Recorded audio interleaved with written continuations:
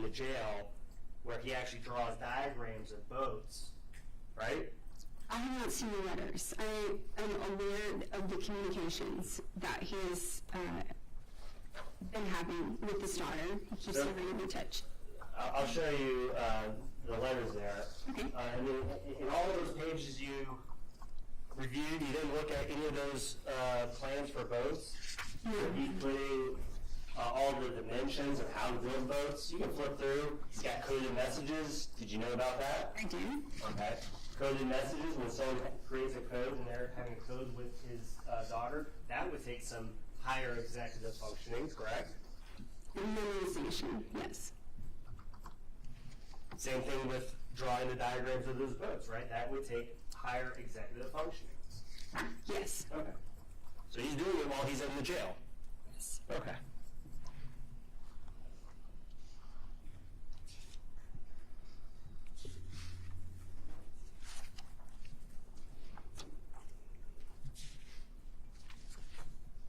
Now I want to talk about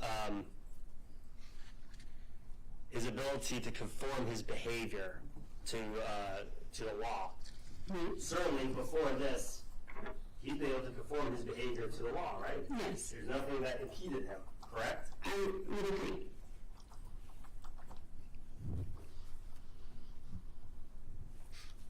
And this stroke that supposedly happened, you went over the medical records. I did.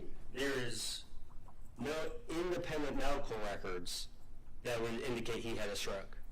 Right. It's self-reporting. It's not confirmed, and the beginning, or the self-reporting is in the beginning, and all of the medical and diagnostic imaging that follows to evaluate that complaint find things like ischemic attack. It doesn't say evidence of stroke. Okay.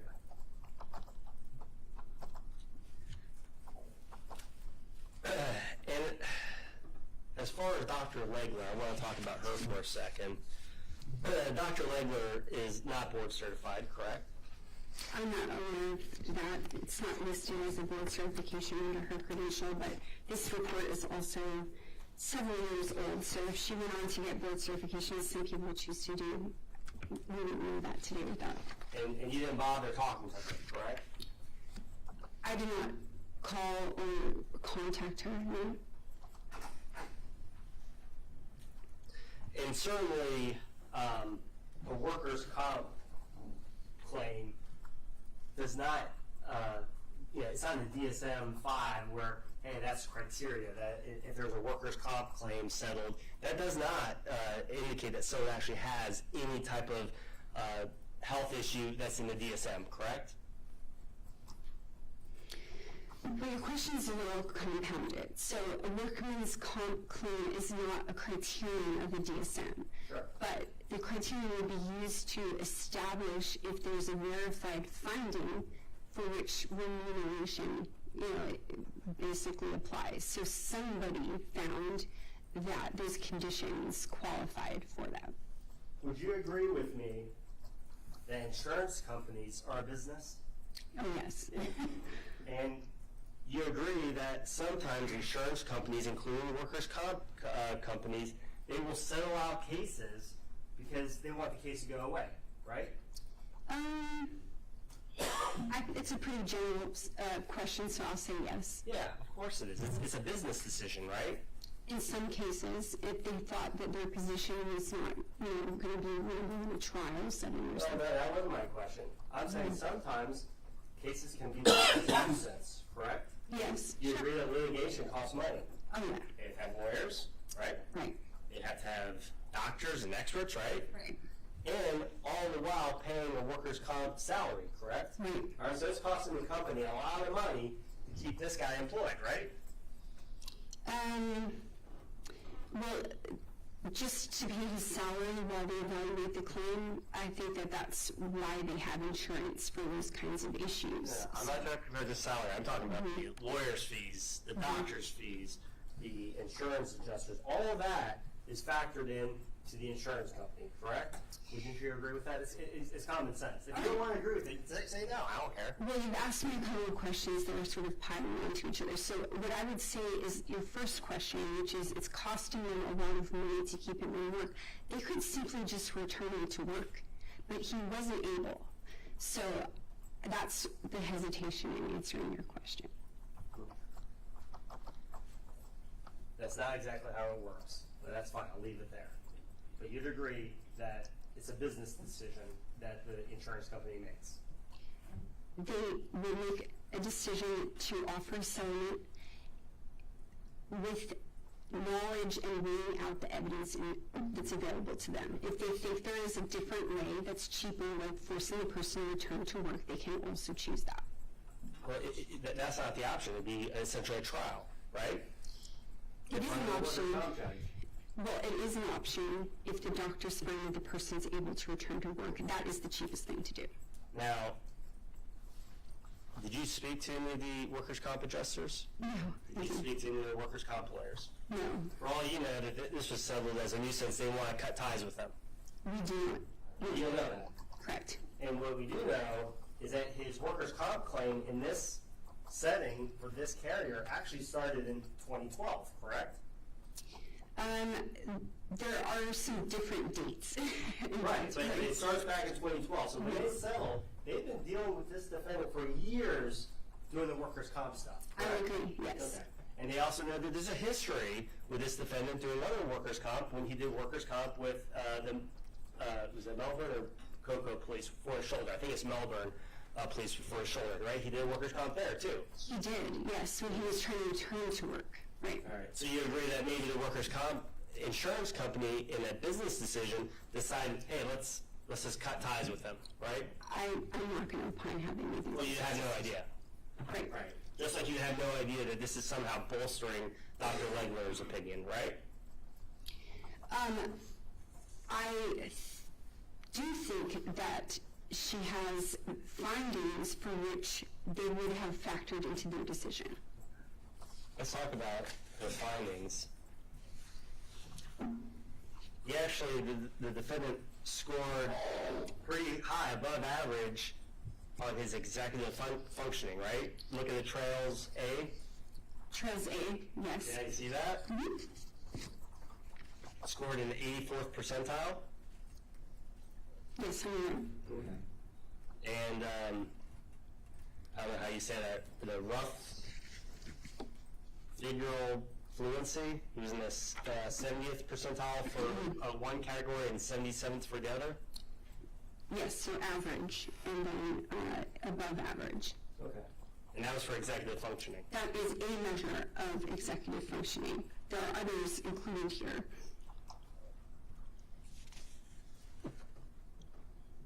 Now, before I get into all the diagnoses that you gave, I wanted to go over some of the items that he talked to you about. Because what you did, because you didn't record this, right? You didn't record any of the examinations, interviews. Yes, I've said that. So you took these notes, I did. right? And they're handwritten, Correct. right? And it's not verbatim, right? Unless it's in a quotation, then I will be very specific if, in quoting the person with quotes around it so that I can do that. All right. But you put whatever was important in here, correct? Yeah, as the person is speaking. So, yes, to the best of my ability, I'm keeping up with the important data. And one of the things, flipping through your pages of notes, is there's no mention. He never mentioned being sexually abused. Right. I am not evaluating those past traumas with him because there is a different interviewer. There's Dr. Campbell, who's a trauma expert that's going to be working with him. So there are going to be differences in which I will not pursue topics that will be uncovered once with that designated expert. So the answer is no. Right. Okay. And he didn't mention Donald Reardon to you, correct? Right. And all you wrote is Donald Reardon taught German and liked bikes, as did Uncle. Mm-hmm. Yes. And that was important somehow. Right.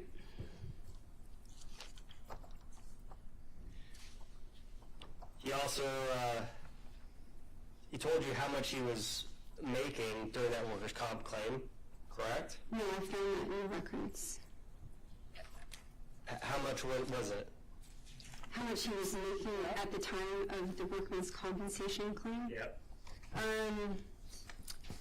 I'm not sure if I can say that at the moment without opening that record. I don't have it printed. Well, in your notes, he claimed that he was making $153,000 during this time period, correct? As a total, Mm-hmm.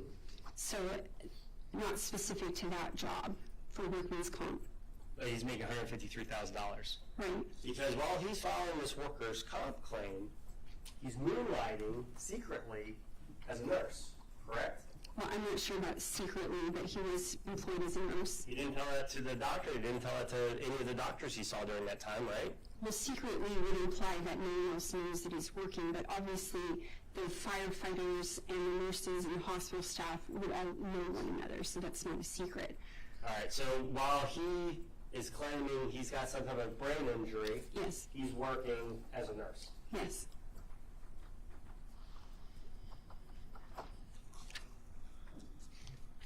Well, to be clear, let me correct my answer. He is not claiming that he has a brain injury, because if you read the medical records, he keeps saying he's fine. Yeah. Yeah, he said actually, back in when this incident supposedly happened, he said after about 10 days he was feeling just fine, normal. That's right, because he doesn't have insight, as you can see, that it doesn't match the level of function he actually has. And that's a repeated pattern. He'll keep saying he's fine, yet doctors are documenting symptoms. So as we flip through the pages, a lot of your notes are actually in the form of a kind of like a questionnaire, right? Like it's a worksheet. So the initial visit, I take basically a psychosocial history questionnaire to start. It's just an area to write some of his background history. And on that questionnaire where you're talking with him, I mean, you had it at least the first time and second time, I know, right? Yes. And I know that because the first time you met with him, you wrote in green pen. That's right. Right? And then on the second time, it was blue pen. That's right. Okay. And there's a section here that says mental health / psychiatric. Do you see that? Yes, I know about it. Okay. And that's where it has all the suicide questions, right? It does. Okay. It says, have you had any suicidal thoughts recently, right? Right? And it says, if yes, how often, right? Yes. And it says frequently, sometimes, or rarely. Right. And then it says, have you ever had suicidal thoughts in your past? Yes or no, right? Yes. And it says, if yes, how long ago, right? Correct. Have you ever attempted suicide, right? That's another question. Yes. If yes, what did you do, right? Right. All of that's blank. That's correct. So you didn't ask those questions? No. So the form is used to write background biopsychosocial history. And a lot of times when a person, they don't really care what part of the form you're working on. If they give you a symptom or something that's going to be something you're going to interview about later, I'll flip to the back. I'll note it because I want to come back to that, even if it's out of sequence. So mental health questions regarding suicide were asked, as you can see, on the questionnaire that's called the mental state examination at the top. So I'd asked him about that on the first day. When we're working on this section of the form, this is not the complete mental health history. Obviously, I know I'm going to see him many more times. So those sections are not filled in there because I'd already asked him about suicide, of which he's not suicidal. He doesn't have that history. He does not have that. Right. Okay. The other thing he said to you, he claimed that he went, 19 days without sleep? He did say that. Okay. Now, if a human being went 19 days without sleep, they would be dead. I would agree. I think that that's his way of saying he's had extremely low sleep for many, many days in a row. So That's not what he said, though. I agree. I can clinically interpret that obviously a person is not going to live with 19 days without sleep. So are you telling us that the defendant can say something and then you can change what he said, the meaning of what he said, just like how you just did? I can clinically interpret symptoms that are offered and make a judgment about that. Yes, that is the role of a clinical psychologist, and you can do that. You agree that saying 19 days without sleep could also be because he's lying. He's a liar, right? It could be, but there is no evidence in this record, in any medical record anywhere, that he's lingered. Did you give him a lingering test? No, I don't need to. He has passed malingering tests previously on the extensive neuropsychological battery, and none of his medical records indicate any tendency to malinger in any way. If you had no reason, and when we say malingering, it's just a fancy word for lying, basically, right? It would be lying for some kind of gain or benefit. Right. Mm-hmm. The guy who's on murder charges, looking at the possible death penalty, he would have a lot of reasons, a lot of motive to lie. He would have a lot of reasons to embellish symptoms, and he does not do that. As a matter of fact, you have to carefully interview him because he has a tendency to say, I'm fine. Okay. My question wasn't, will he embellish? My question is, he has a motive to lie, right? He could if it were going to achieve some kind of end, but he didn't do that. It didn't achieve the end.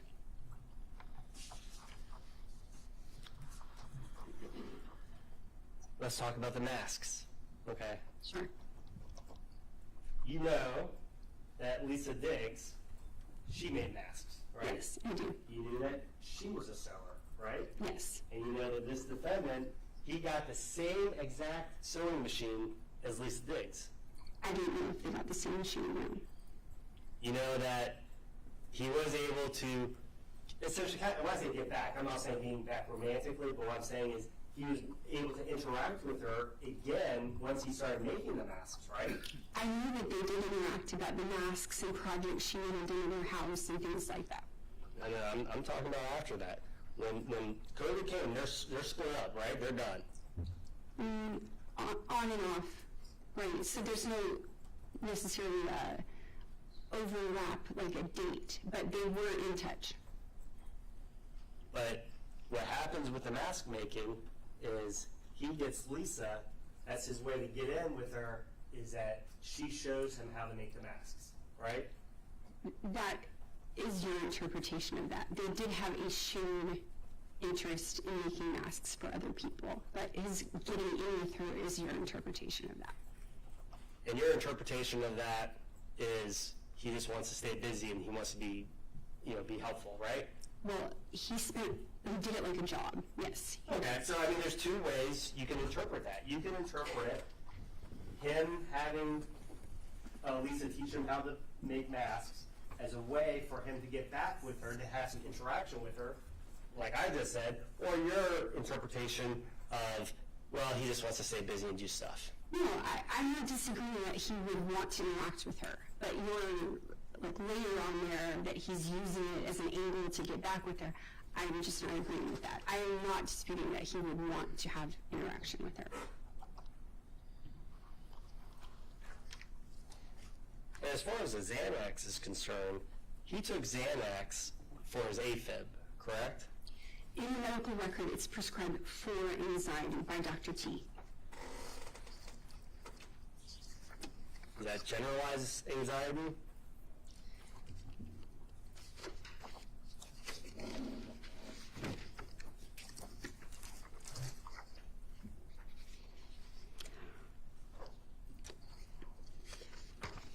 So,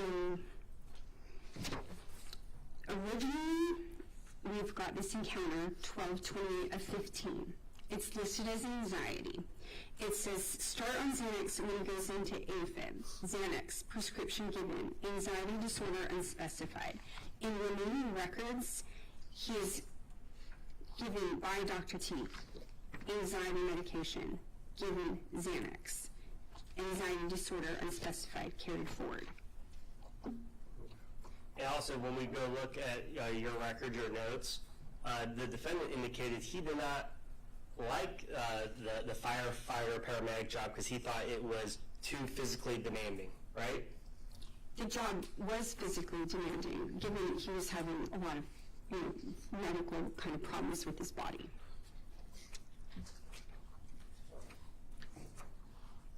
And then the other thing he told you, the first time that he had alcohol was at 16 years old when he bought some tall boys, right? Right.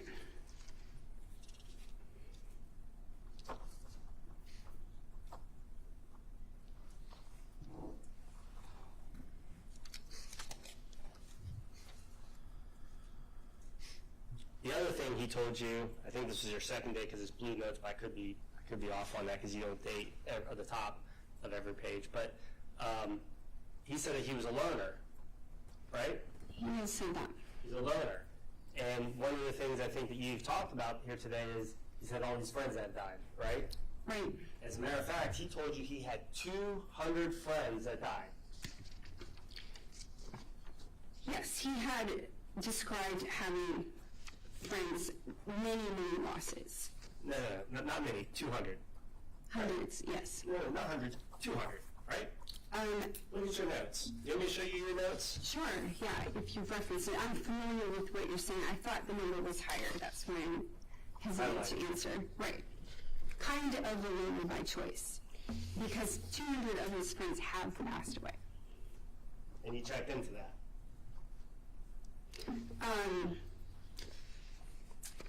Let me check with that.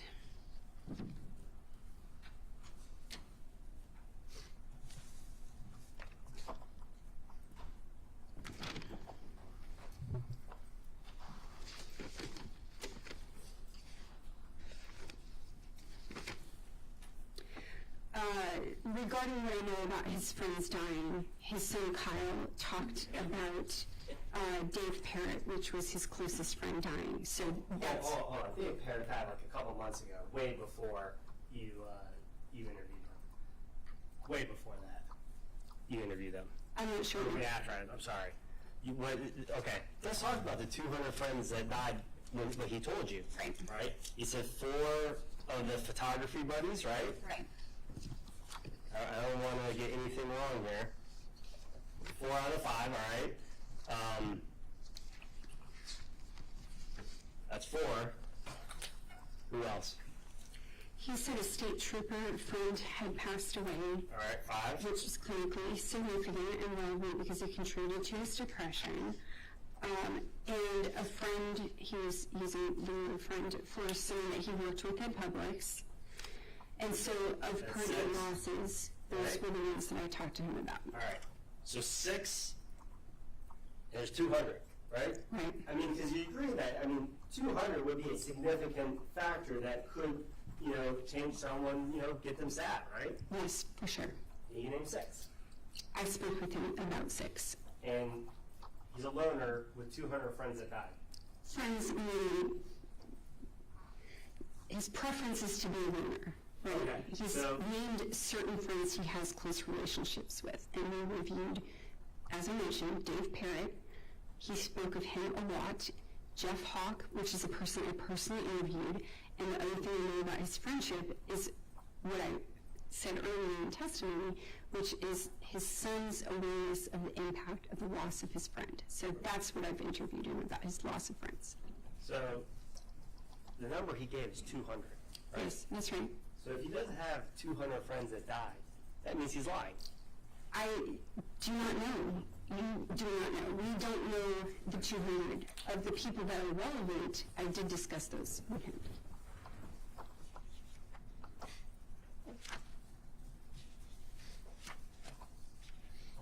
Now let's talk about Lisa Diggs. Lisa Diggs,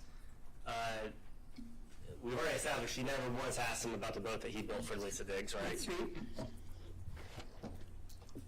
You never asked him about the January 19th when he brought that boat over, right? Right. You read the testimony of what Lisa Diggs said, but didn't even bother asking him about it. I received the testimony and read her narrated statement to the law enforcement officer about it. And as far as things you reviewed, you did not review the interview that law enforcement did on February 19th, 2021, right? No. You didn't look at the text messages that this defendant was sending out on January 19th, 2021. Text messages were recently provided to me. Oh, okay. There we go again. So it was not originally reviewed, correct? They were not offered to me. And now you've done additional work, right? Right, because your doctor referenced them in her report, and they were not provided to me. So I asked for them. It's not my doctor. Well, she's hired by your office. True, not my doctor. Yes. So do you fault Dr. Askenazi for reviewing text messages during this time? No, I'm not. I'm saying that means they were obviously available but not provided. I asked for them. They've been provided since 2021. Not to me. One of the things you said is that he ruminates, right, on past old friendships, depressions, things like that, correct? Yes. Like he denies it. He told you he does not ruminate. That's true. And ruminating is just like a fancy word for, like, he's dwelling on past things. Right. So he is, in 2025, in the last interview, he's providing more of the mental health symptoms. That was, basically when he was describing to me this depression, and that he is like in the dark, alone, and that would be like the period of time that he's reviewing past hurts. Okay. And that's the important thing you just said. What he's doing is he keeps adding stuff the more and more you go out to see him, correct? No, it's dependent on what I'm interviewing him about. So he will provide more information about the line of questioning. So that day, I was asking him some specifics about that period of time. And he provided the information I asked for. All right. So the time before that, he says, "No, I'm not ruminating." Right. Right? He says, "No, I'm not ruminating." And then you come back, and then when you come back again, now he's ruminating. Okay, so he is providing more details about his mental state at that time, as I asked him to do. He first denies ruminating, Right? and now he's ruminating. Right? The next visit. Right, as we delve into the symptoms I'm asking him about with specificity. Well, you asked him if he was ruminating. I asked him generally in the past about depression, as we've discussed. There are certain days as we move forward, I'm going to delve into topics more deeply. And so that day, we were working on mental health topics. Clearly. You got your DSM in front of you? Sure. All right, one of the things I want to talk to you about the DSM 5TR, just like every DSM, I shouldn't say every DSM because I haven't looked at every DSM before this, but certainly 4 or 5. There's a little warning, right, in the beginning, correct? You know what I'm talking about? It's a cautionary statement for forensic use, right? You're not aware of it? What page are you referring to? Page 29.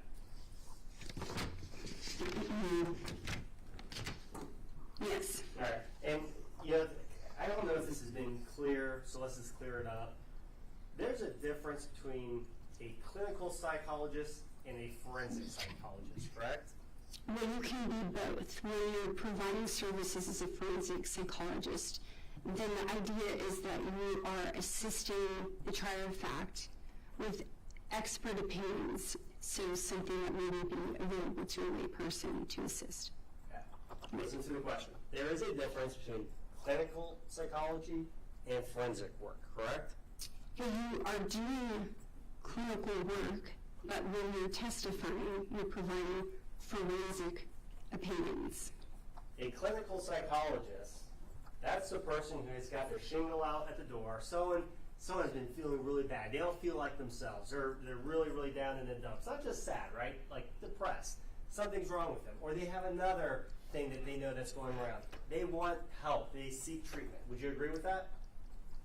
Are you asking me if somebody is down and they're seeking treatment? Sure. Yeah. They knock on the clinical psychologist's door. They go in. They make the appointment.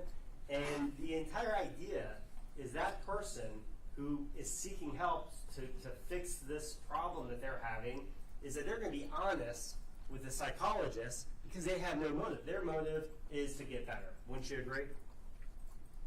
Majority of the time, sure. Okay.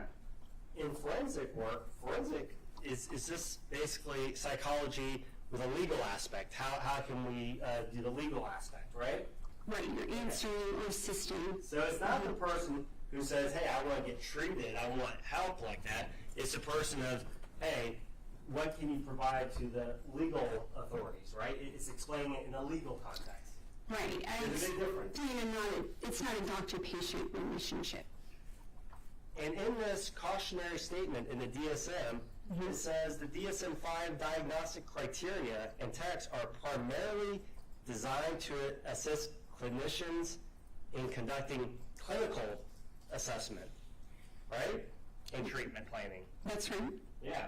And it later on, several paragraphs, it says, however, the use of the DSM-5 in forensic setting, so this is, we're in the forensic setting at this point, it says the use of the DSM-5 in forensic settings should be informed by an awareness of the risks and limitations of its use, right? Right. And the reason why that there's risks and limitations to using this DSM-5 TR in this setting is that people have a motive to lie, right? That's not the only risk. Okay. And the forensic work isn't a... I'm sorry. Listen to the question. You agree that that is one of the reasons for the risk. Sure. That's why someone may say, I went 19 days without sleep. That could be a lie, and it may be because they're trying to exaggerate something, right? Sure. It may be, I've had 200 friends die, right? Yeah? As a lie, as a potential, Yes, right, could be. So let's now talk about panic disorder. Because we've already established you didn't do a single test for any of your diagnosis, correct? That's right, you don't have to do testing. Everything that you do is essentially based on his self-report. That is not correct. Okay. You talk to his kids. I talked to his children. I reviewed medical records. I reviewed his medication history, work history, performance evaluations, lots of things. Okay. And in the panic disorder, when you flip to the criteria for panic disorder, Yes. are you on that page? And Okay.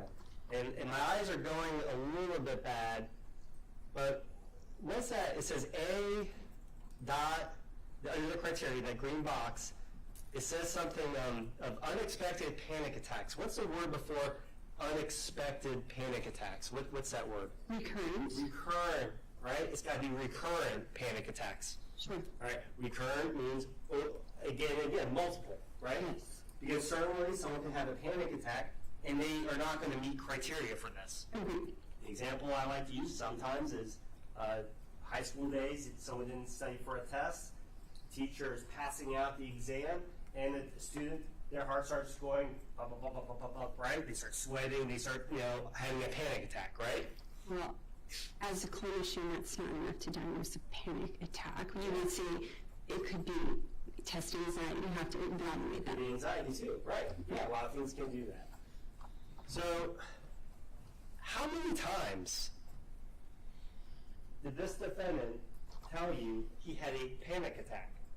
He's not using the word that he's having a panic attack, right? He is giving symptoms that qualify for this disorder. How many times? He's not. Okay. How many times did he tell you that he gave you some type of symptoms of a panic attack that you have now interpreted as a panic attack? How many times did that happen? In all of interviewing, how many times? Out there, whatever you want to use, whatever number. Okay.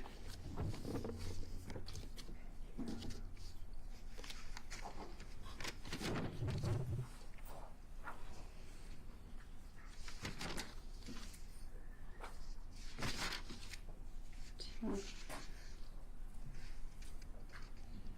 Three.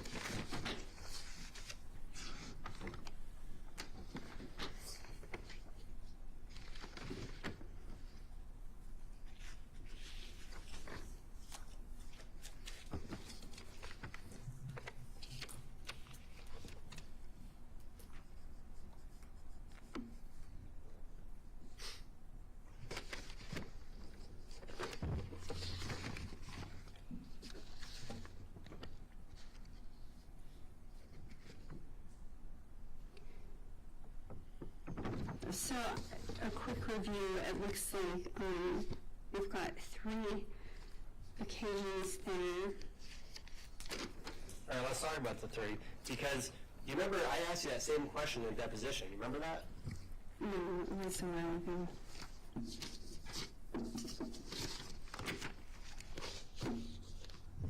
I asked you,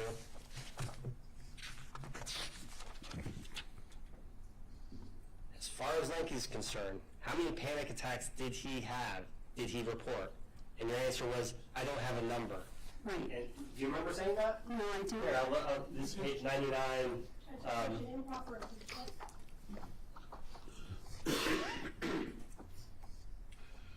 I'll sustain the objection, but he's now going through the process. Do you remember being asked that question? And you may have to go to the question is actually on page 98, line 25. Thank you. All right, I asked you, how many, you know when you asked you how many panic attacks did he report?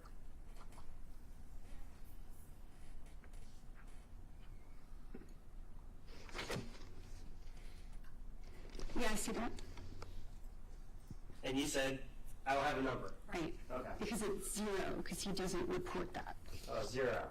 And you just didn't add this, what you're saying now of having 3, you're just adding to that. No, you asked me a different question, which was, at what points in my notes does he report symptoms that I'm calling a panic attack? And I answered you 3. So that was not the same question. I asked you today how many panic attacks, and you started saying, well, he doesn't use those words, but you didn't do that in a deposition. Tell us the 3. Okay, tell us the 3 that he had. The question that you asked me is how many times has he reported the symptoms that I am calling a panic attack? Okay. So, Go ahead. Let's go with the first one.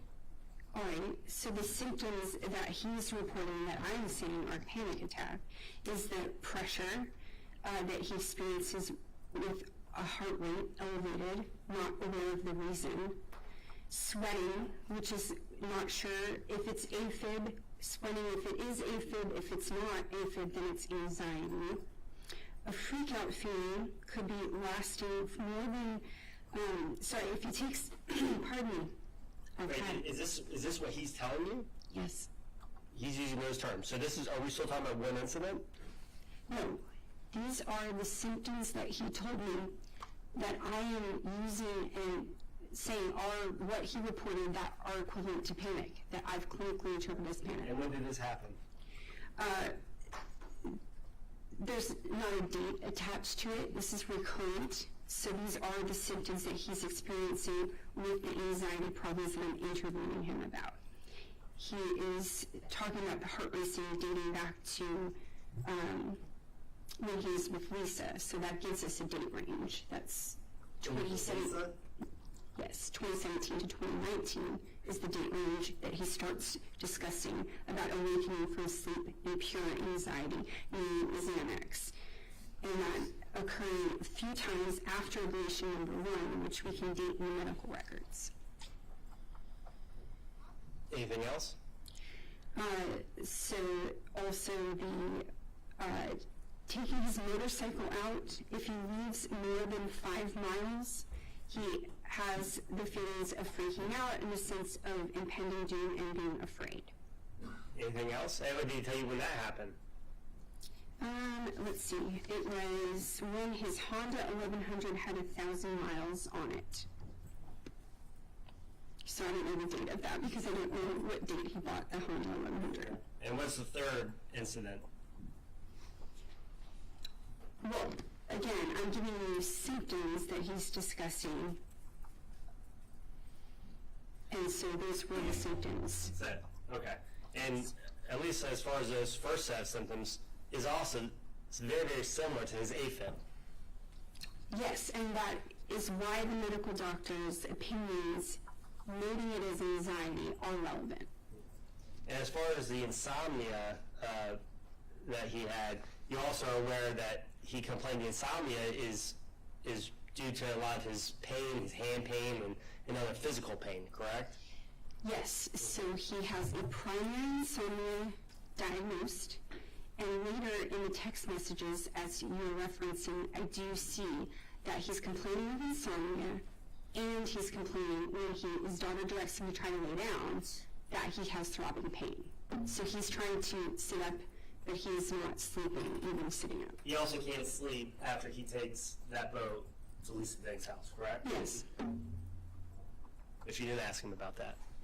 That medication, no, but we did discuss his sleep difficulties.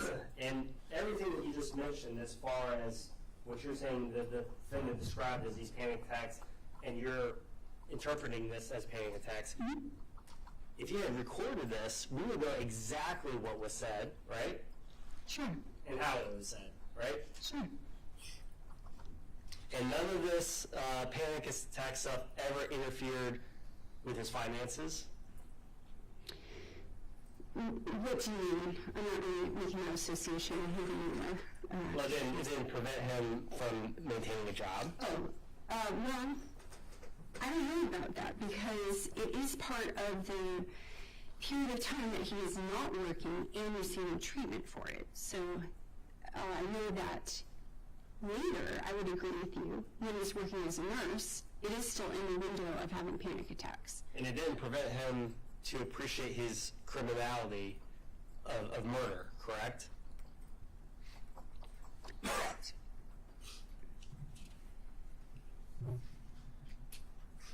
Now let's go to major depressive disorder. This is something that's more than just being sad, correct? Right. Okay. And I mean, certainly, like if someone dies, people are allowed to have a bereavement and be sad, right? I think the GSM actually mentions that. It does. Okay.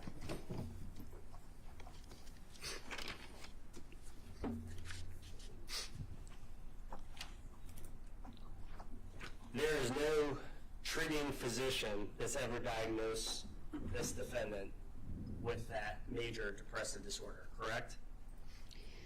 Right. You're careful words of treating physician. There are doctors that diagnose you with depression, but they're not what we call treating physicians because much like a forensic evaluation, it's for a set purpose, which is evaluation diagnostically. Who diagnosed him with that then? Dr. Winkler diagnosed him with depression. Winkler, the neuropsychologist. Okay. Legler, I mean? Yeah. Okay. But certainly not the jail. St. Louis County Jail. Okay. But he was on an antidepressant there. So, Well, that was to get him adjusted, correct? At the early days? no, I think that the early days was Buspar, which is the anti-anxiety medication. And you mentioned in part of your major depressive disorder, it's he couldn't make decisions to get rid of the hanger, correct? Right. Okay. And you're saying that he even had the hanger even at the time of the murder? As far as I know, because He hadn't police... made that decision yet. Well, he was struggling with it. He said that he had decided to let it go, but obviously he hadn't because they were still going to investigate there, so he must have maintained possession. So are you not aware that on February 15th, 2021, he emailed that the hanger, the airport, saying, I'm terminating my lease? I think that's part of why that data point's a little funny for me, because he's saying that he's struggling with it and that he decided to let it go. but that's kind of in contrast, right, to the police being able to access it. So if you have that email saying that he decided to let it go, then that is consistent with what he said, that he finally decided to let it go.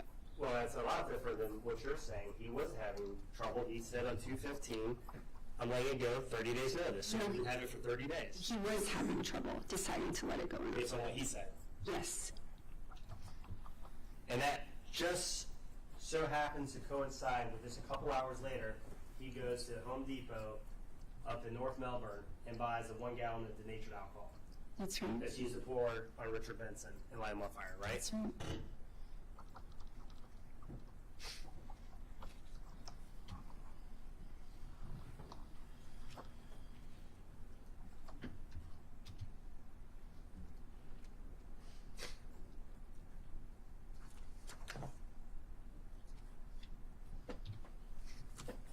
Now, as far as, I think what your third diagnosis is what, major neurocognitive disorder? No. Mild neurocognitive disorder with vascular. Okay, so it's not extreme, right? Like, that's a layperson's interpretation. So you can have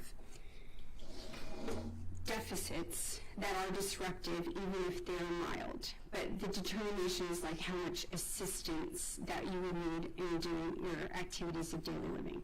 Okay. Well, mild is not, you agree mild is not extreme. It's not an extreme mental disorder.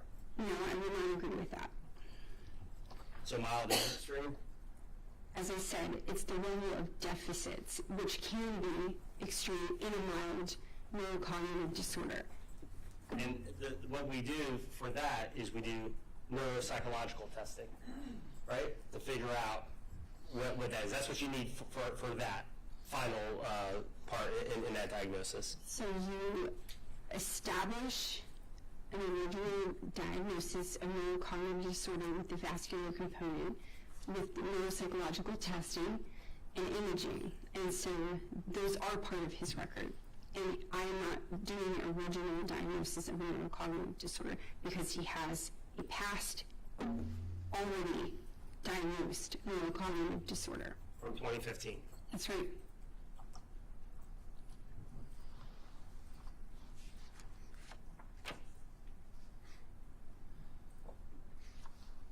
He also denied that anyone in his household abused alcohol or drugs, correct?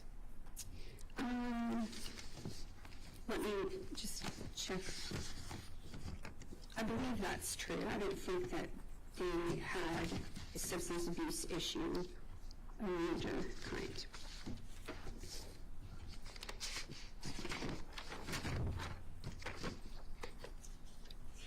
I have on my note of that interview topic, that was nobody was abusing substances as his part of his nuclear childhood family. And as far as him leaving his job at the hospital for the final time, there were some allegations of misconduct that also happened to be in there, correct? Yes. There are some sexual allegations made against this defendant, correct? That's right.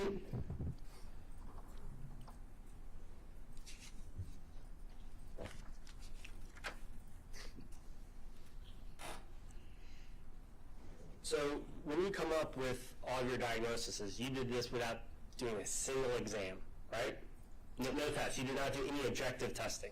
Correct. No testing. It's not my role in this case, no testing. You could have done the Beck Anxiety Inventory, right? Sure. Is it called a BAI? Yes. You didn't do that. No, I did not. Not the first time, No. not the second time, No. not the third time, Correct. not the fourth time. Right. You could have done the Beck Depression Inventory, second edition, the DD2, right? Okay. Didn't do that. No. We already established you didn't do the MMPI-3, right? That's correct. Could have done that. If I were asked to do testing in this case, I could have chosen numerous different tests.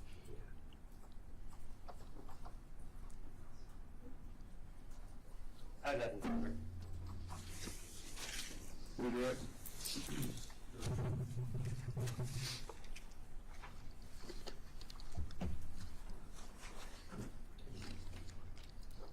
Good afternoon.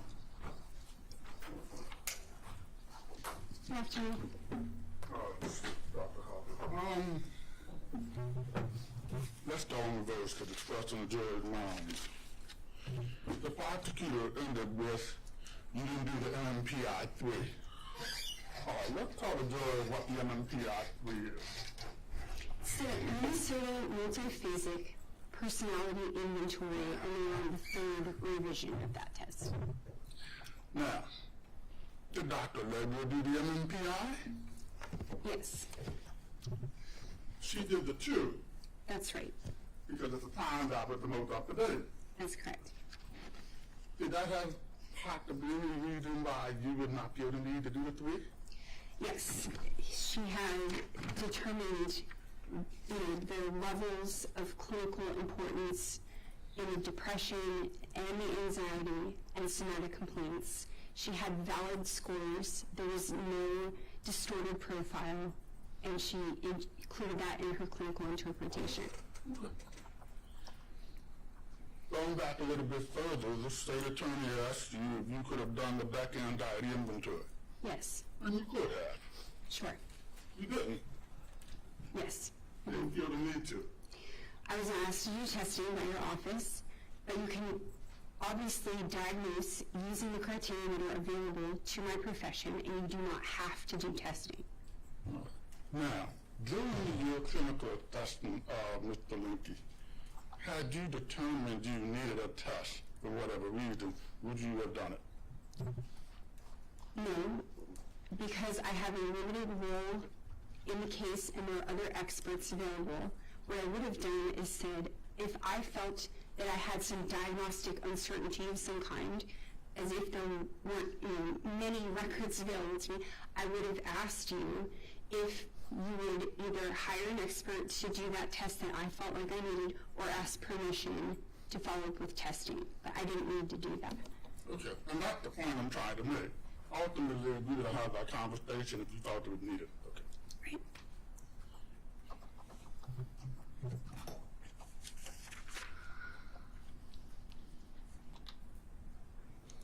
I want to go back to your panic disorder diagnosis because this needs to be clear for the jury. The state's trying to make it look like Otto lied. When you say you're looking at symptoms, you're looking at what a person's experienced. Yes. You're not looking for a person to, on January 1st of 2019, I had a panic disorder or a panic attack. On March 3rd, I had a panic attack, right? Right. And we're a person who's not trained in psychology even know what constitutes a panic attack. Meaning is the lay term the same as the clinical term. No, people will say they're having panic attacks. So even if they did say that, I usually say, can you explain what that is? Because I don't know that their terminology means what a clinician is going to call a panic attack. Oftentimes it's just an anxiety attack or just feelings of anxiety. So I need to know specificity about it. And that specificity is what you got when you were asked about symptoms. Right. All right. Now, are you confident that the criteria for a panic disorder have been met? Yes. You talked about it back and forth, you're confident they've been met? Yes. Based on the information that you've received from Otto, Yes. based on the records you've received, and based on the people you've talked to? Yes.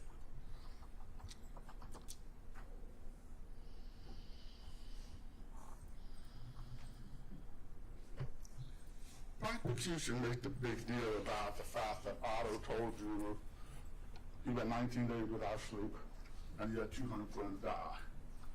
Now, do we know if either of those are 100% true? We do not.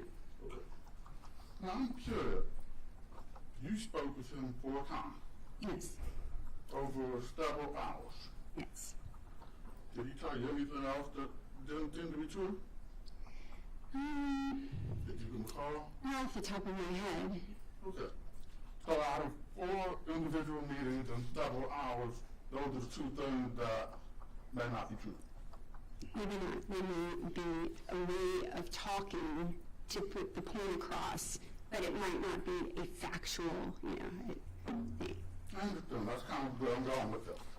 So, over 4 different meetings in several hours, the other things you were told by Otto, did they seem to correlate with all the other information you had? Yes. Okay.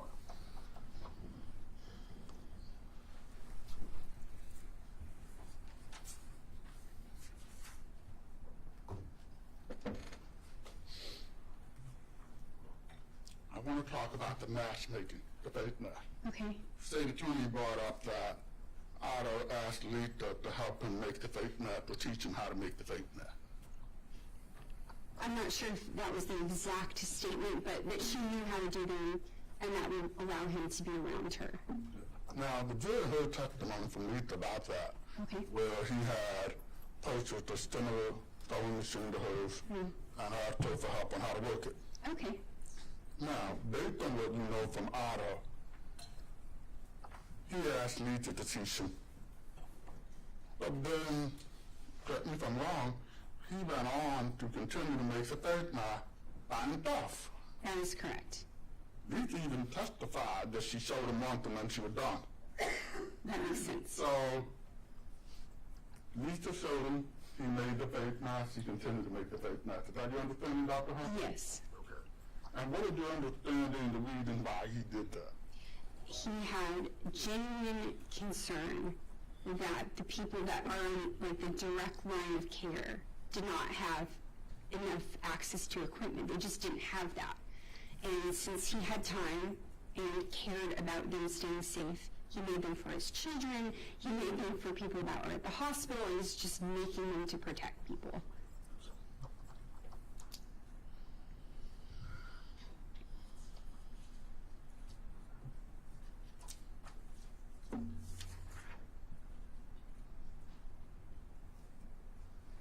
All right, I want to go back to the worker compensation claim to the prosecution.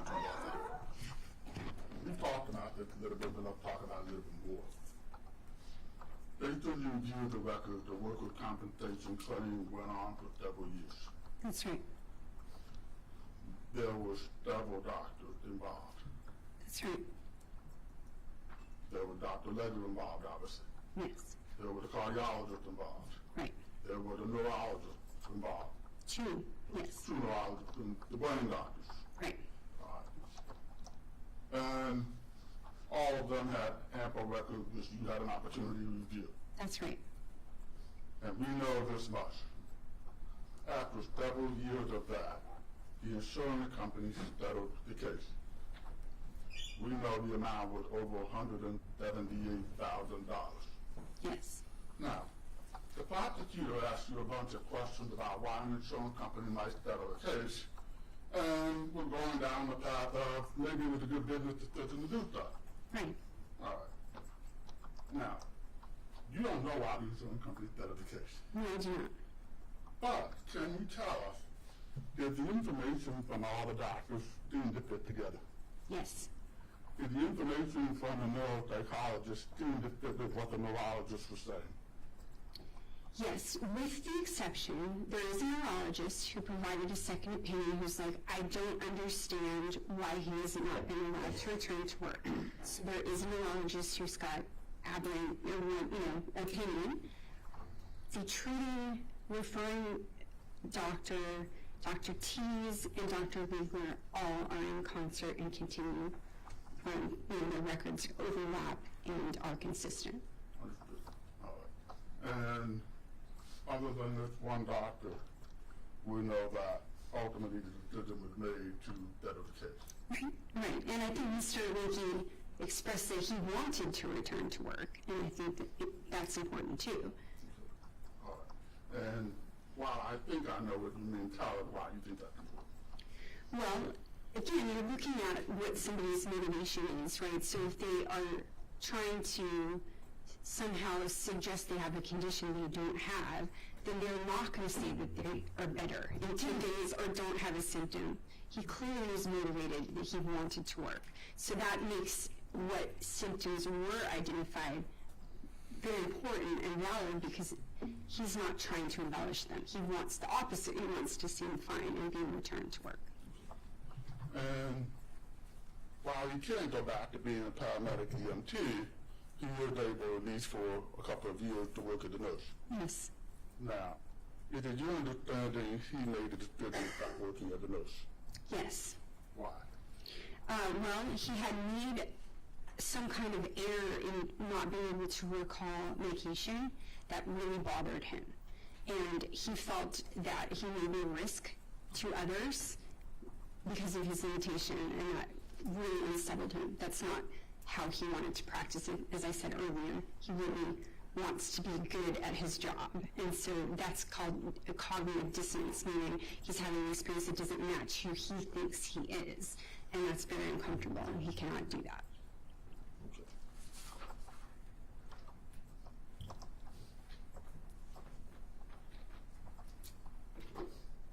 Last thing. State attorney made an issue about the fact that you didn't do a report. Now, state attorney Dexter did a report. Yes. 54 or 56 pages, something like that. But, even though you didn't do a report, did you give the state attorney all of your notes? I did. As a matter of fact, he used those notes with you during the question. That's right. And the state attorney was given all the records that you reviewed. That's right. So the state attorney had copied everything that you had. Yes, and provided for the deposition.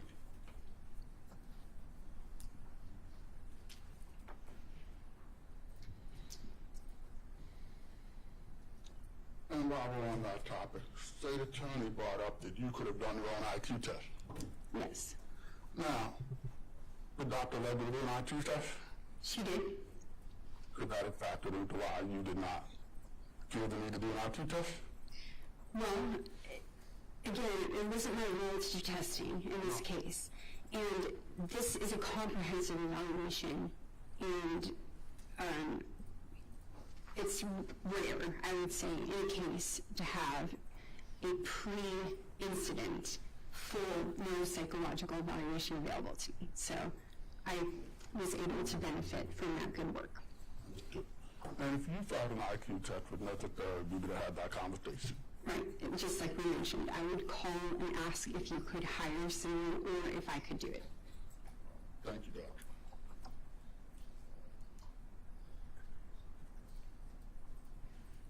Thank you. Nothing further. All right, thank you, Doctor. Vince, your next witness. Yeah.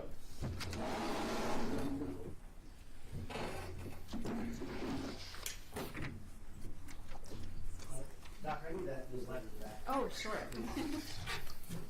What's this up there?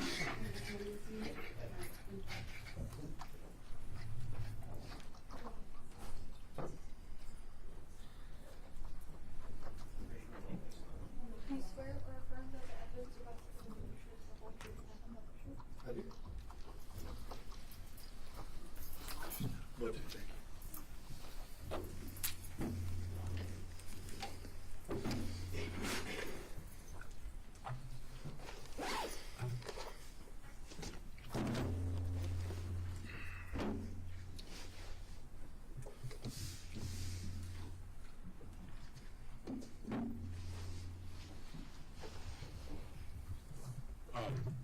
Good afternoon, Dr. Campbell. Good afternoon.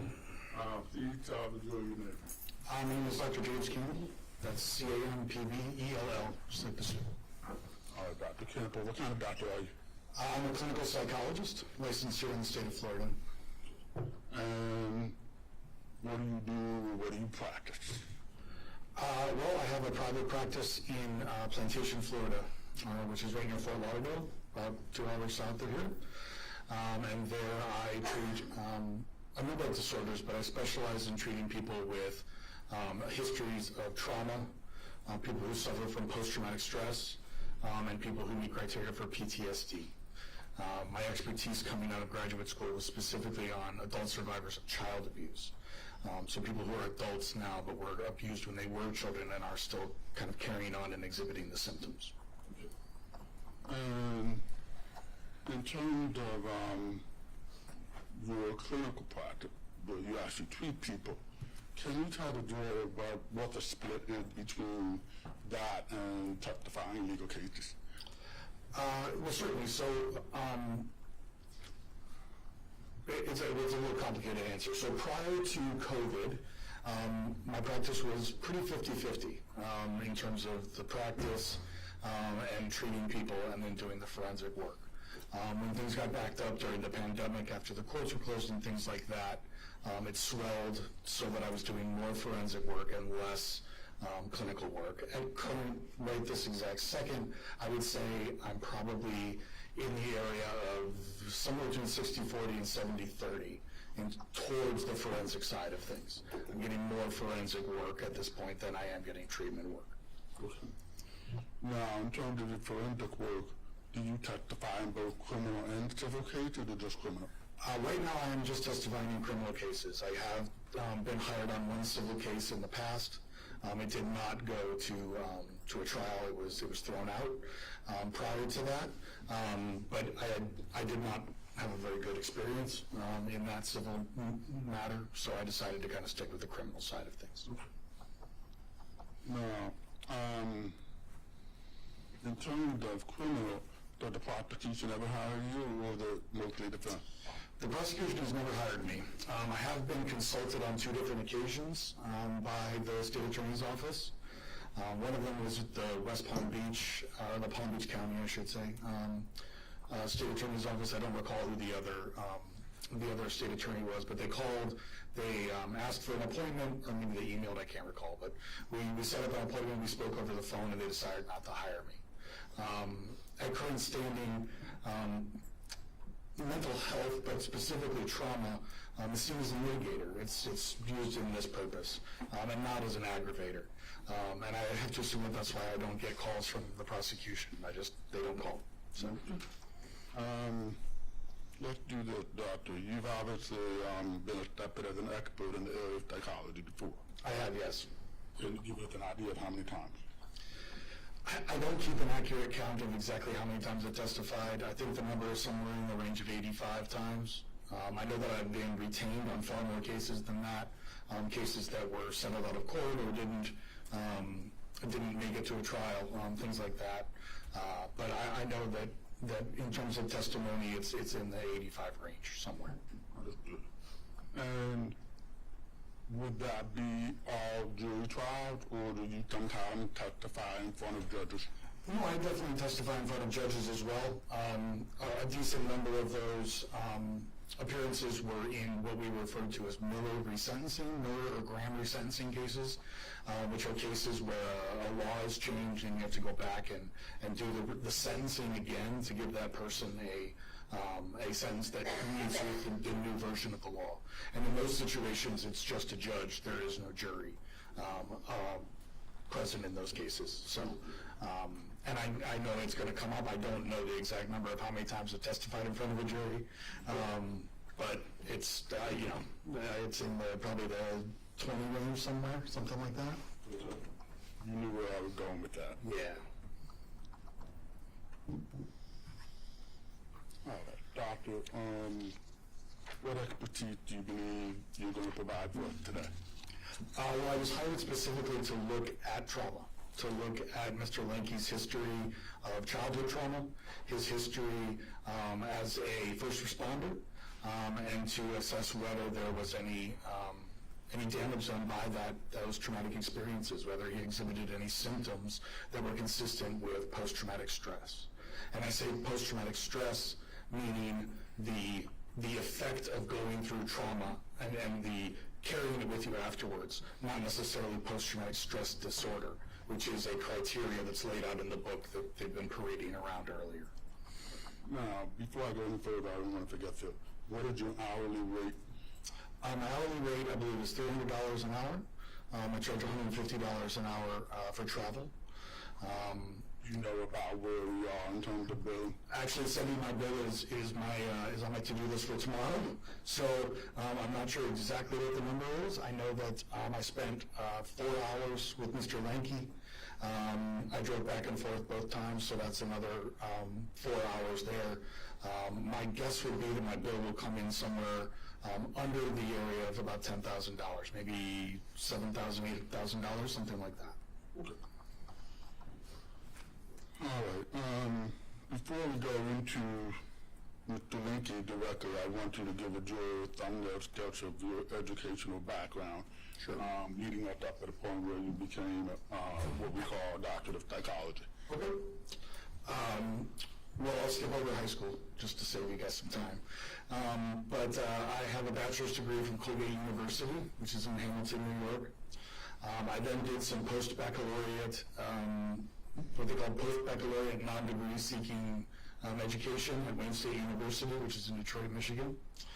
I then was admitted to Nova Southeastern University into their doctoral program. And so I did my master's degree and my doctorate, what they call en route. They do them all together in one big swoop. And Nova Southeastern University is in Davie, Florida, near where I currently live, outside of Fort Lauderdale. You are also licensed psychologist in the state of Florida. I am. I've been licensed since January of 2014. Doctor, my understanding that you hold memberships in various organizations, some of them related to trauma. Yeah, I mean, some of the Florida Psychological Association, the American Psychological Association. One is called ISSTD, which stands for the International Society for the Study of Trauma and Dissociation. The other one is called, let me see, it's very similar, ISTSS, is that right? International, I can't come up with it, but there's another trauma organization that I'm a part of that has a very similar acronym, and a very long acronym. One thing I do want to briefly mention to the jury is your involvement with the Trauma Resolution Integration Program. Okay. How the jury was that is and what you did with them. The Trauma Resolution and Integration Program, which we call TRIP, was a community mental health program. It's run through Nova Southeastern University, and they have what they call a sliding scale community mental health program. And so essentially, what that means is that you bring in a W-2 or a pay stub or something like that, and they charge you what you can afford, essentially. And the sessions went as low as, I believe, like $8 or $16 per session, which anyone who's sought out psychological services on the street knows that's pretty darn cheap. So I worked in that clinic as what they call a practicum student, so that's somebody who is not yet licensed. I had my master's degree, but I did not have a doctorate yet, and I was working under the supervision of a gentleman named Dr. Stephen Gold.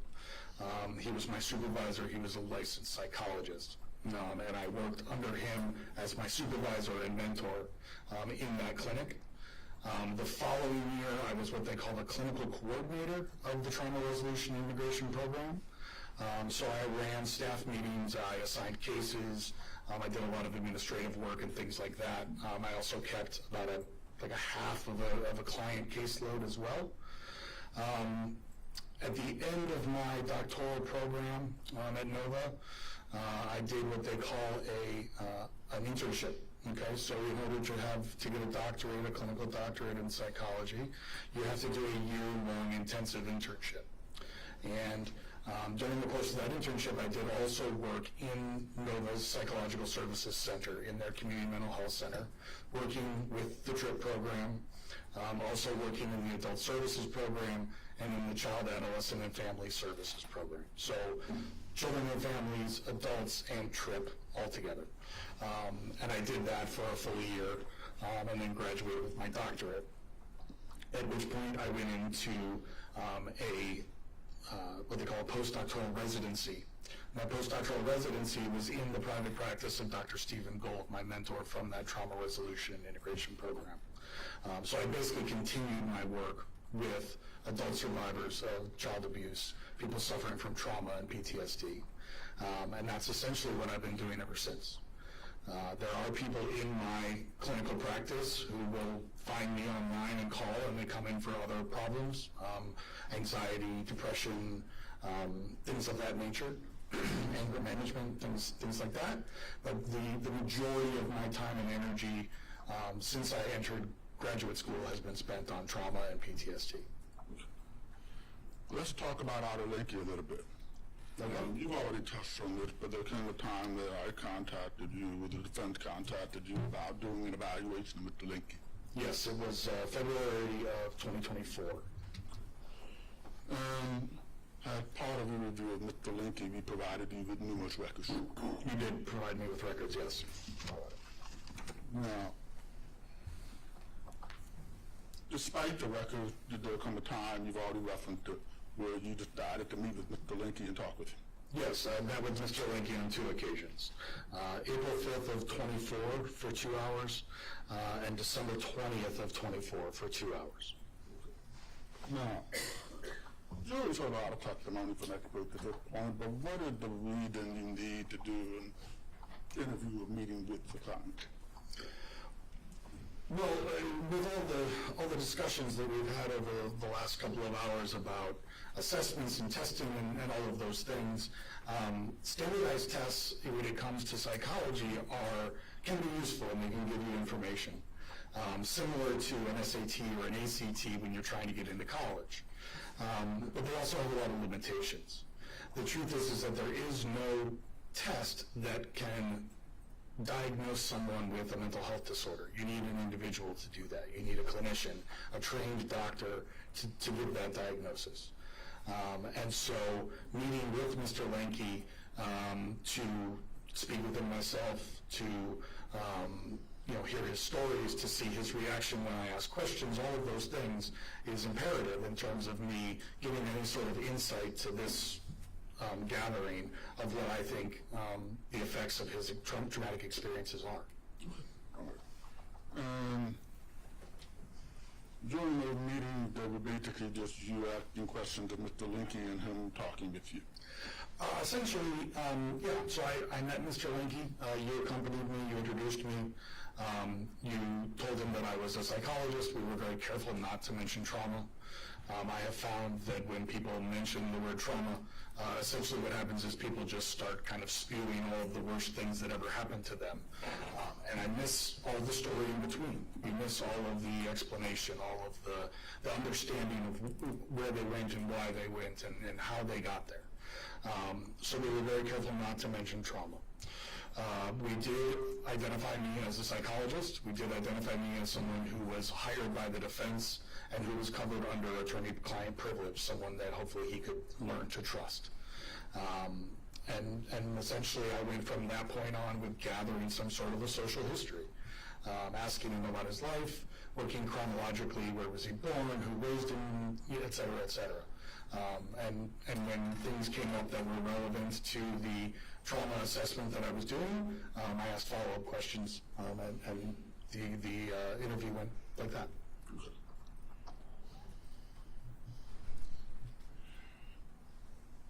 I'd like you to explain to the jury, if you can, how do you begin to get that information from someone sitting in front of you when you can't tell them you're there for trauma? How do you do that? Well, the first thing you have to do is you have to build trust. You have to build what they call in clinical psychology rapport, okay? So when you're in graduate school for clinical psychology, you have entire classes on interviewing and gaining clients' trust and things of that nature. Basically, trying to connect with them, trying to get them to listen to you, to care, about the questions you're asking and wanting to answer, as truthfully as they can.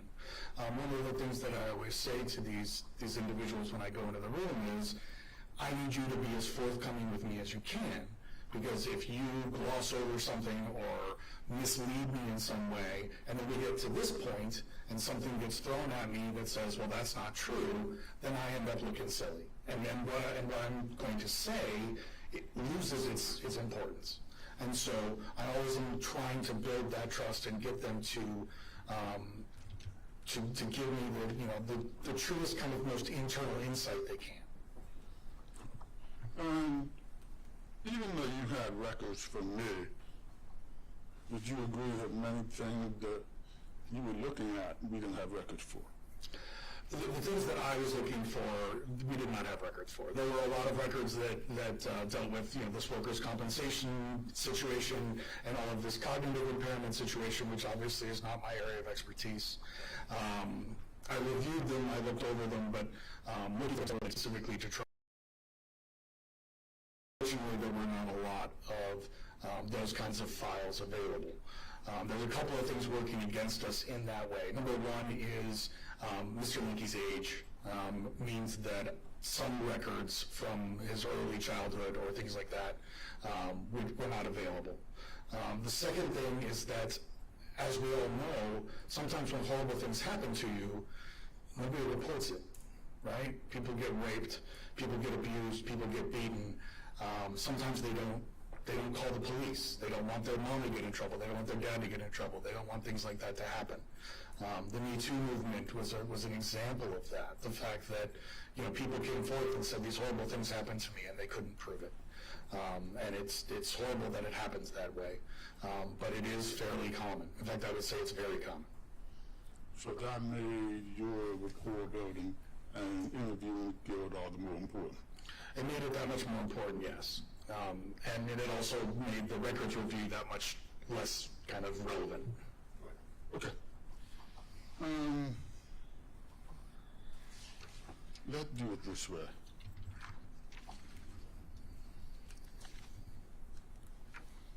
Did you learn, let me take it in steps first, did you learn things from Otto that you thought were clinically important as it relates to the question of trauma? Yes, I did. So with that in mind, I believe, correct me if I'm wrong, there was some abuse by the mother, Otto's mother. That's correct. Did you learn that during the evaluation of Otto? I did, yes. All right. How did you learn about that? I essentially went through the process of talking to Mr. Lenke about who raised him, who was kind of responsible for the daily functioning of the home. And essentially what he replied was that his father was active military when he was young, that his father was deployed quite frequently, that they also moved frequently around the country, but that when his dad was home, his dad was in charge, but when his dad was not home, his mom ruled the roost, and that his mom was very heavy-handed when it came to punishment. And I asked him when there was a rule broken or when something happened, what was the punishment? What was, like, give me an example.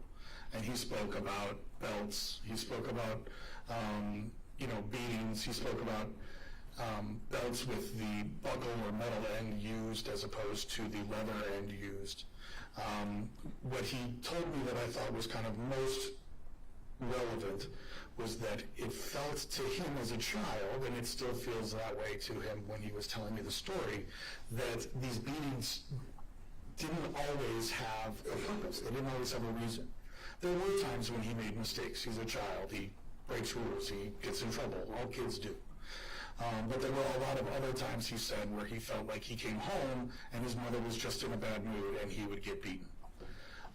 He also spoke about being, in my words, not his, essentially the black sheep of the family. That whenever there was a problem, it always kind of fell on his shoulders. And he got to the point where he expected to get blamed and he expected to get punished for things that went wrong in the home, to the point that he would start admitting to it or openly kind of accepting the blame to protect his little brother Scott, who was 4 years younger than him. And he referred to him as being small and skinny, I believe, were the words he used.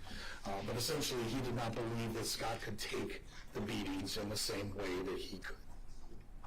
So he would get to the point of not waiting for the blame to fall on him, but instead just coming out and admitting that he was the one who did it and taking the blame to protect his brother.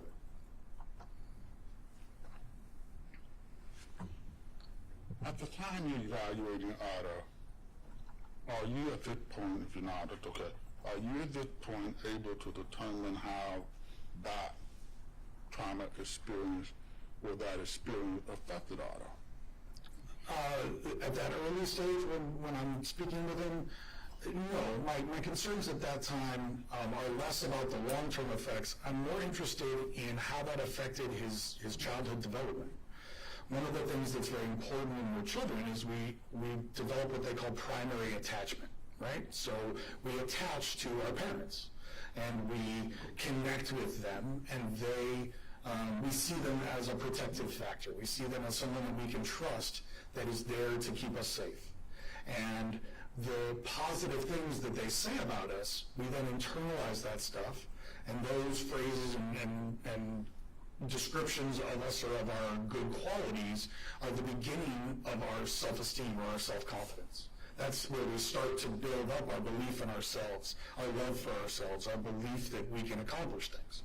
So the fact that he spoke so negatively about his relationship with his mother, and he spoke so negatively about the way that she spoke to him, the way that she verbalized her, disapproval of him, the beatings that he took, the way that things would change when his father came home, all of those things to me were very worrisome in terms of the development of that self-esteem.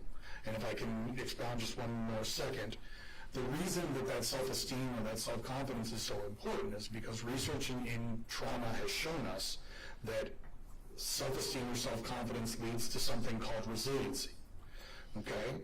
Resiliency is like an internal strength, an internal kind of belief in ourselves, and it helps us to weather or kind of charge through or live through things that happen to us that are not good. Okay?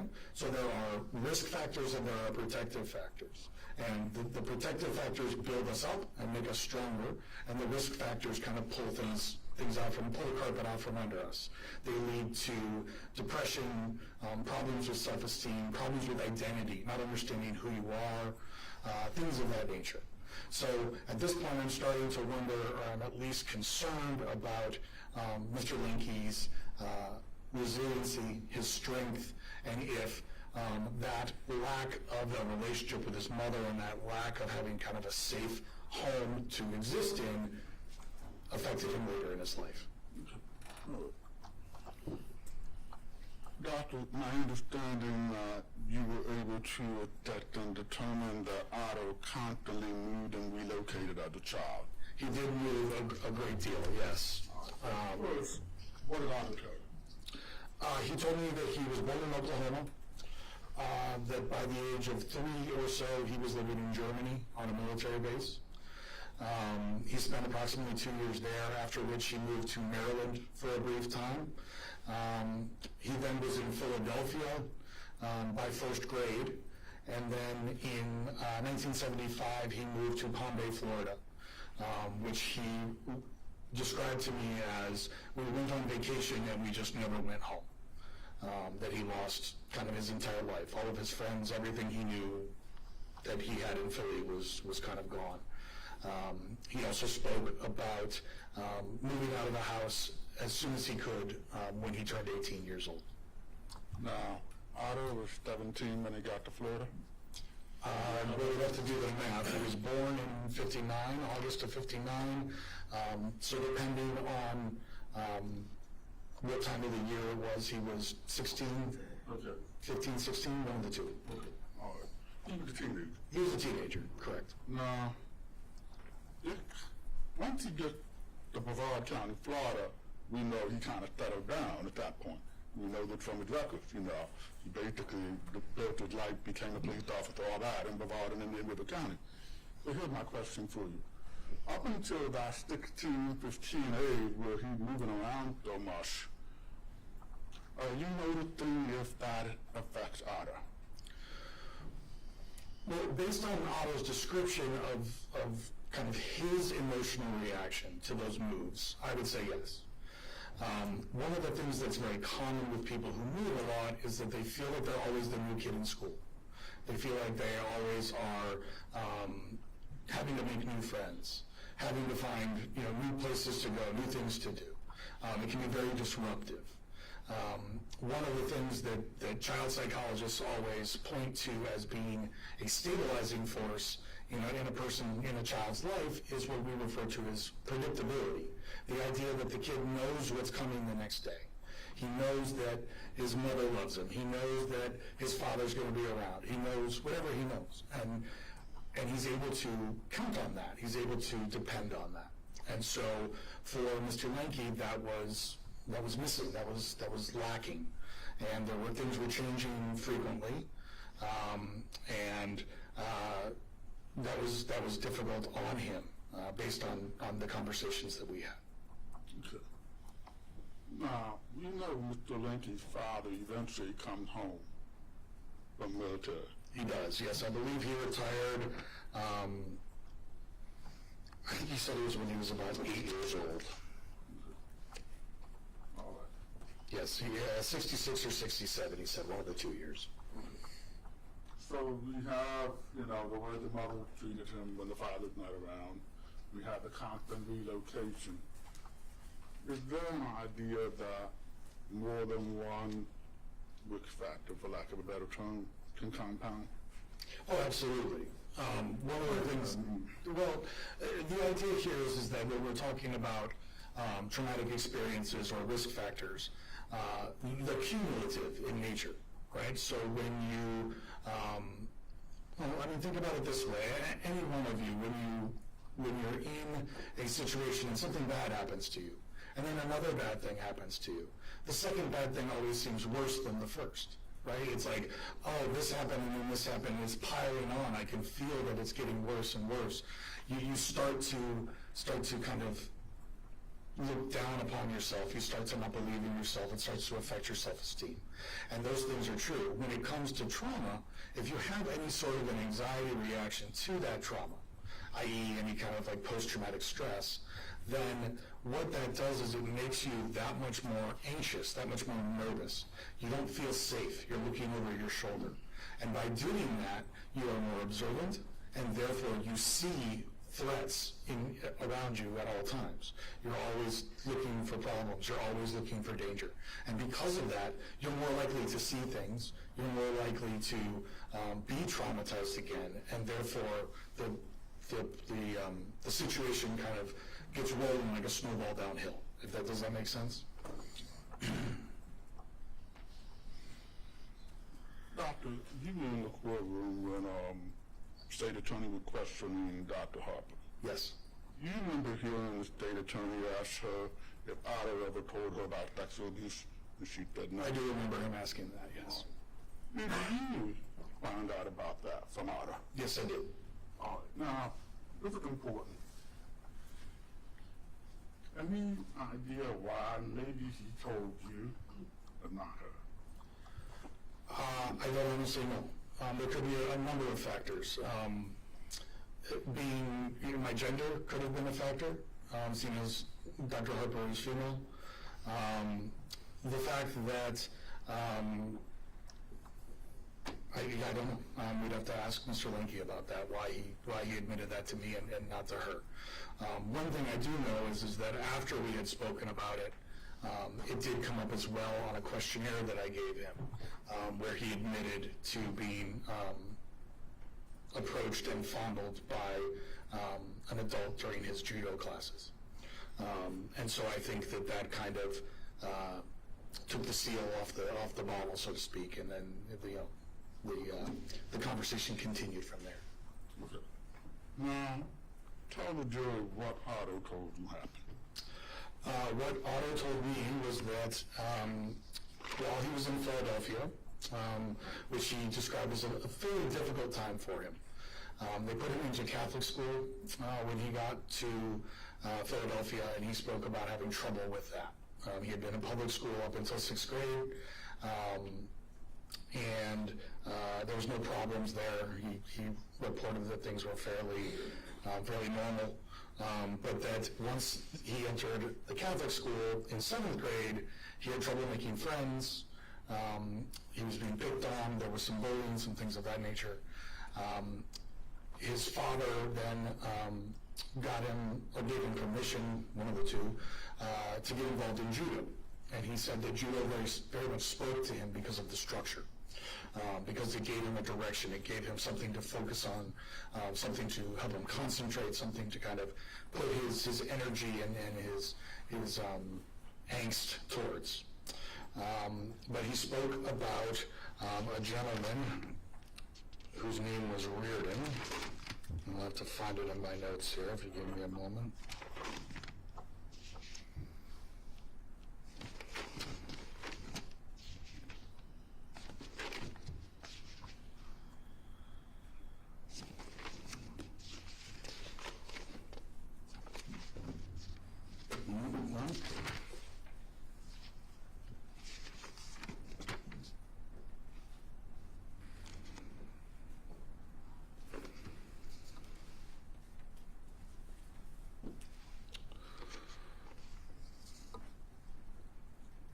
Page 5. Is it?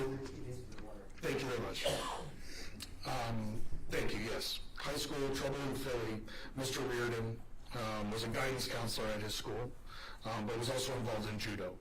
And he spoke about Mr. Reardon making advances at him 2 different times. I asked specifically if Mr. Reardon fondled him or touched him in a sexual manner, and he replied yes. Okay. Was it the one-time thing? I know he said it happened twice, and then he said there was another pass in high school. So if we add that up, that's 3. At this point that you're evaluating Otto, can you tell if these experiences are affecting him? I'm sorry, say that one more time. If what's affecting him? You're evaluating Otto and you're finding this out. Can you tell if these experiences we just talked about have affected him?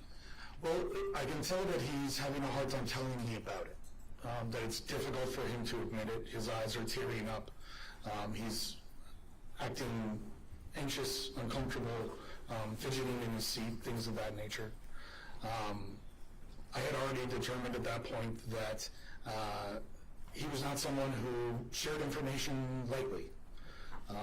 He's somebody, by his own admission as well as my observation, that he holds things in, that he keeps them to himself, and that he does not share willingly. So I knew that it was difficult for him to talk about those things.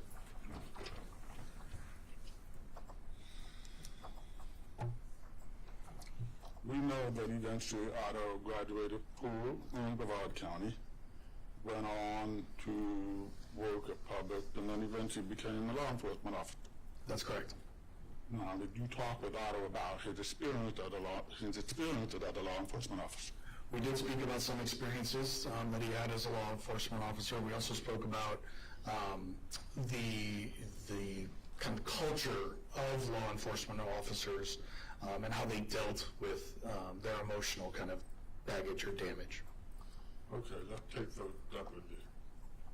Let's talk about the culture part. I think that's important for the jury to understand. Sure.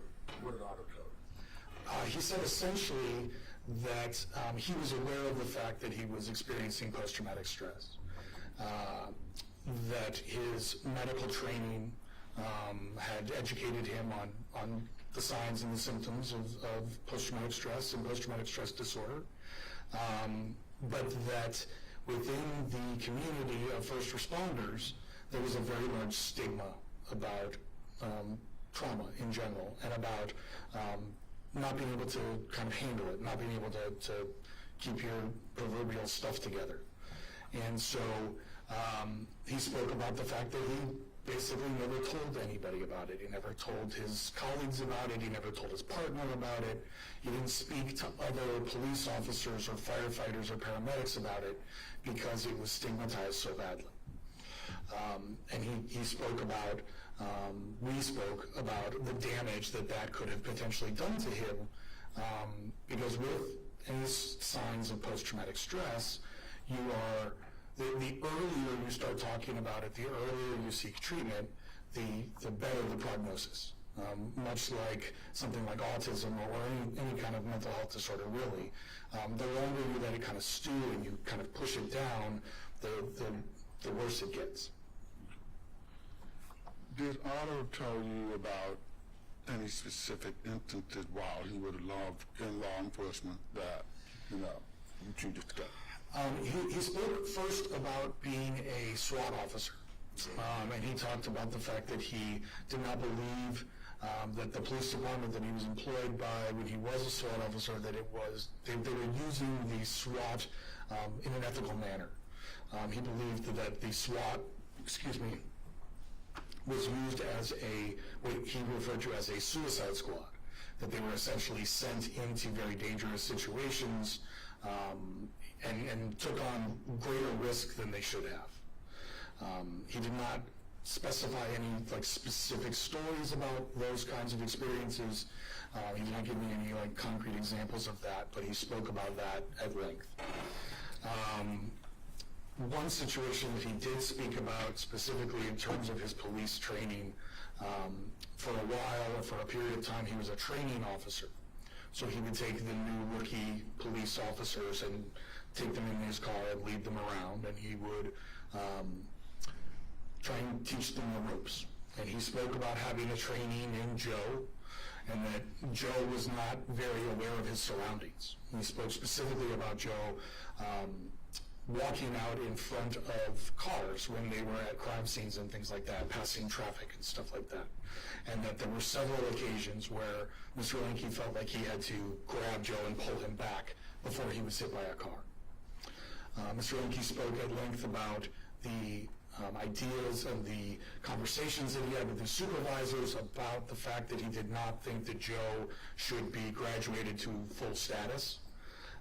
He said that those concerns fell on deaf ears, that Joe was assigned to a different training officer and eventually did become a police officer, and then was killed in the line of duty very soon after that. And that's something that Mr. Lenke carried with him, that he thought about often, and that it was something that bothered him, that he didn't fight harder to protect that young man essentially from himself.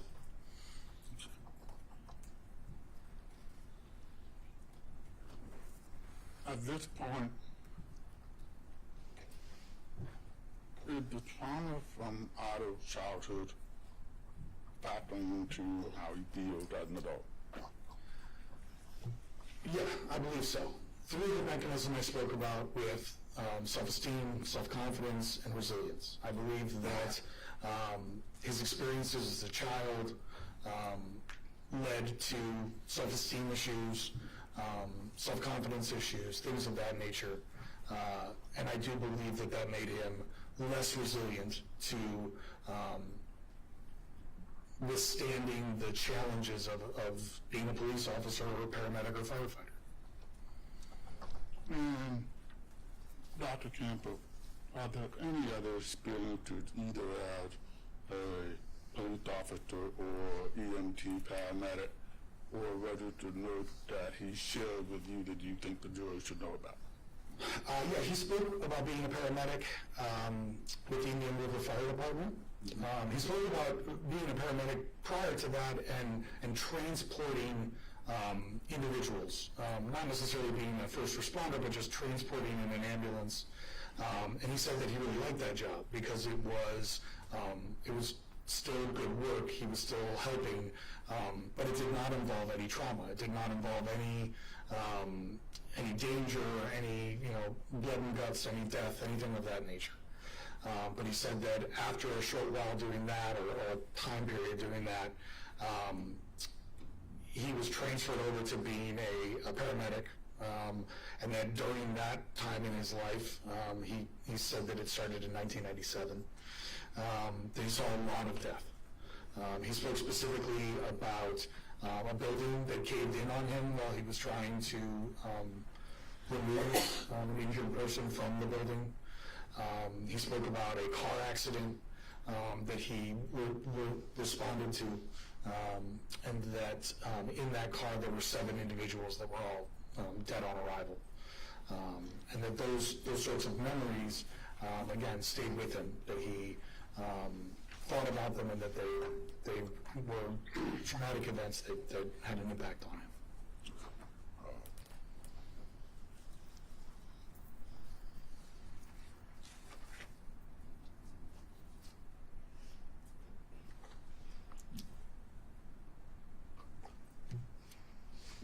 We talked talked about the idea of cumulative trauma.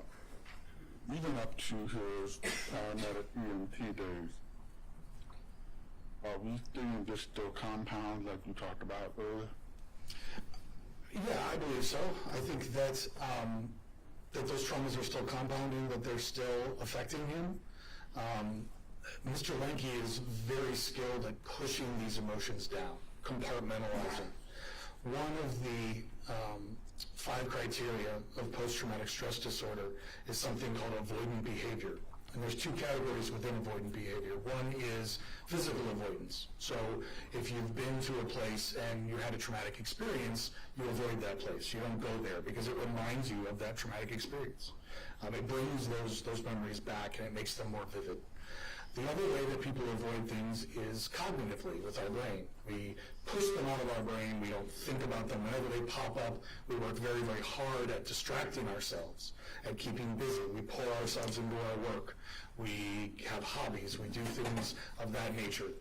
Sometimes people use drugs or alcohol to avoid those sorts of situations as well.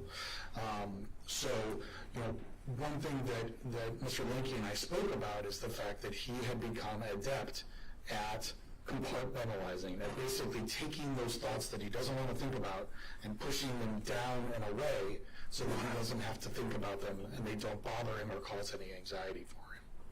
And you mentioned work. We know that Otto would always work. He at least had a couple of jobs. Yes.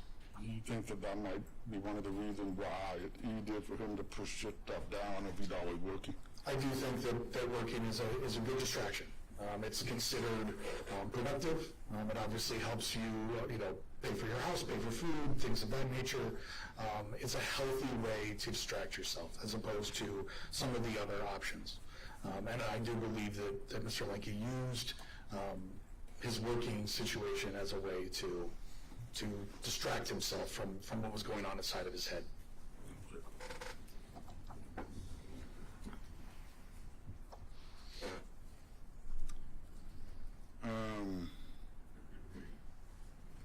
Doctor, you've talked about resilience a little bit, and I want to ask you this.